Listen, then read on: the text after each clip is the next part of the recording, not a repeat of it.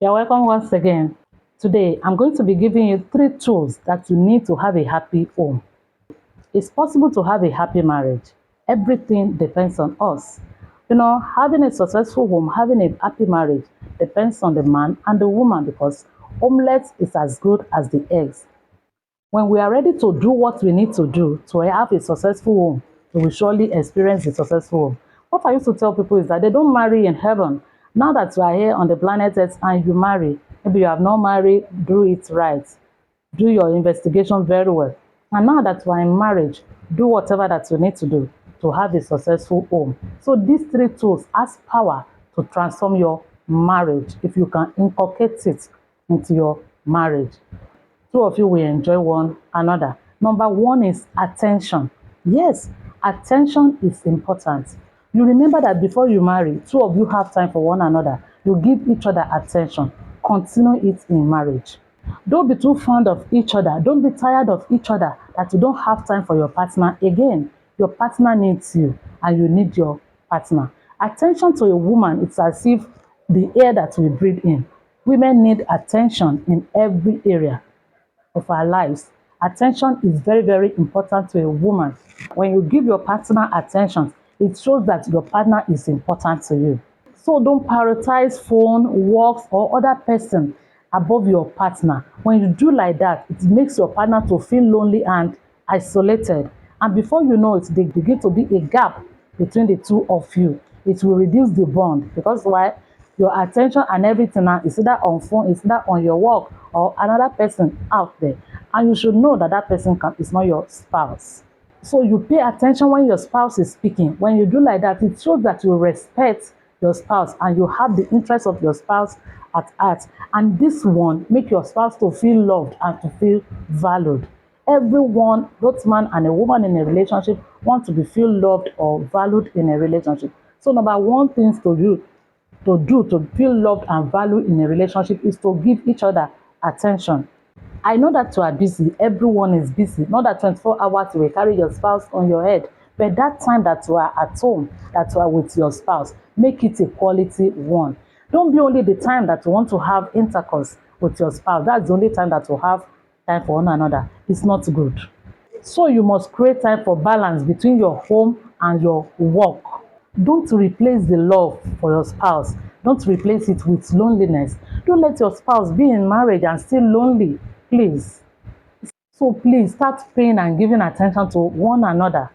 So you can start it now, please. Just make amendments. I know that it's not convenient for you, but there's some things that will make us to enjoy our life, to enjoy our marriage and our relationship. We have to be intentional about it. I know that you are very busy.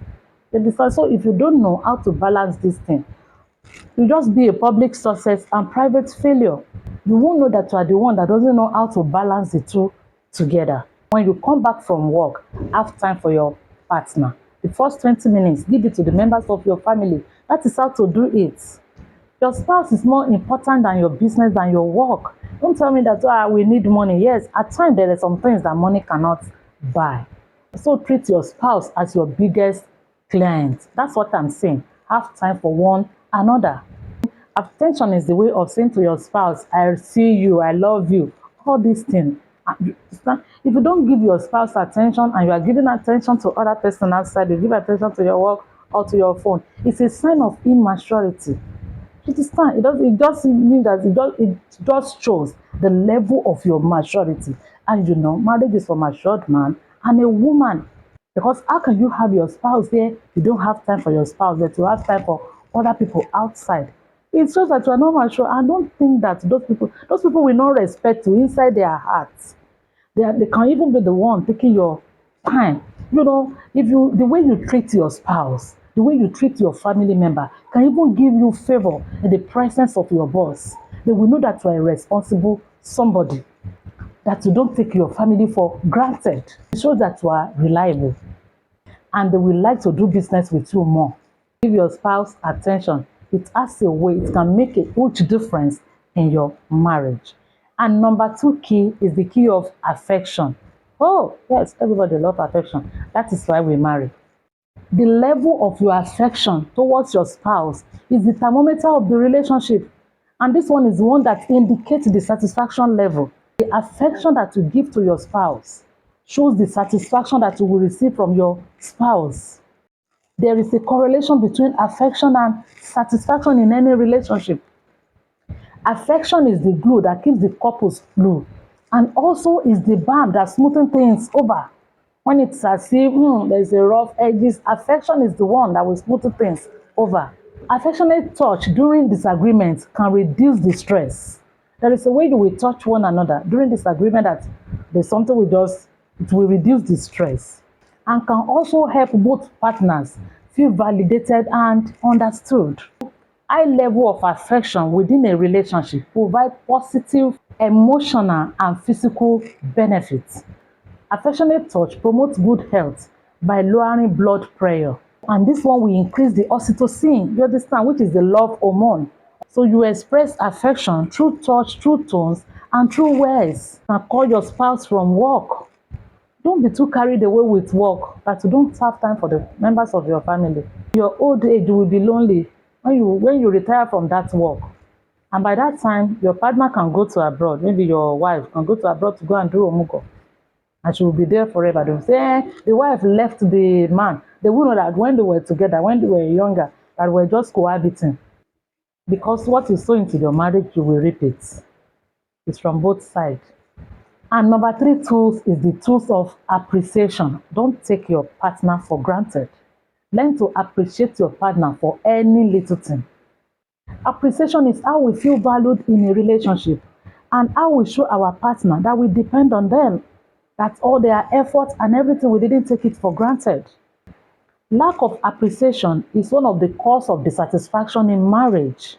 When you don't feel appreciated, you begin to feel deflated. You won't feel like doing more again because the one that you have been doing, they don't appreciate it. So you can send note of appreciation daily. Put it where your spouse will see it. Ask your children, you understand? Let them always appreciate your partner. Don't complain. Not only when your partner did not do something, that's when you will call the children, you let them know it. Anytime my husband pays the children's school fees or do anything, even me myself, I will kneel down on my knees and appreciate him and thank him. And I will ask the children to do the same thing. And so that I have it is his duty to pay my school fees. And so there's so many parents, there's so many fathers that they are not responsible. And nobody is out there to arrest them. So you openly compliment your spouse in the presence of your children. Don't talk to your spouse anyhow in the presence of your children. Don't complain always about your spouse in the presence of your children. Learn how to appreciate one another. Thank your spouse daily. Make it a priority and you will see how your marriage will flourish. And I pray that your marriage will flourish in the mighty name of Jesus. God will be with you. He will give you grace to do what you need to do to enjoy your marriage and your relationship in the mighty name of Jesus. So please, don't forget attention, don't forget affection, and don't forget appreciation. Inculcate these 3 things into your relationship. I know that it's not easy, understand, but with the help of God, you can do it. Because Philippians 4:13 says, I can do all things through Christ that strengthens me. When you made up your mind to do it, God will give you strength to do it. See you at the top. Please, once again, don't forget to subscribe to this YouTube channel, like it, share it with your loved ones. And as you do so, I see your marriage flourishing in the mighty name of Jesus. Every attack of the enemy against your home, I come against it in the mighty name of Jesus. See you at the top. I love you. Shalom.